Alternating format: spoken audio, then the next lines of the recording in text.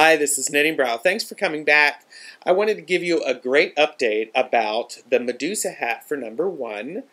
This is her hat that she selected from the Handpaint Country about 6 years ago when I first started to learn how to knit. When she developed cancer, I thought I will knit her this hat. The hat was a good one to knit.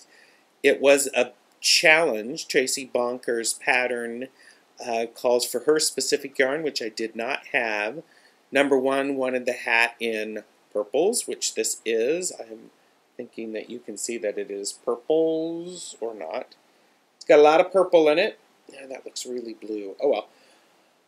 And it called for a lot of changes in yarn. One of the things that you'll notice is that each of these have a little bump, and at each bump you change yarns. So I was going to be running in a lot of ends, and actually the pattern calls for taking the extra yarn and doing a 2-stitch I-cord out from here. Well, the first one that I didn't leave enough yarn on the bottom. The tails weren't quite long enough because they were really short little I-cords, so I left an excessive amount. And when I was finished and I put the hat together, it actually looked much better without all of the I-cords. I really do love the color changes and that. Of course, I didn't get gauge, but I did pay attention to my knitting. And this is, you'll notice it's actually a 3-section hat rather than 4. The pattern calls for 4. When I added the fourth section, it ended up being about 8, almost 9 inches too big, and that was just certainly not acceptable.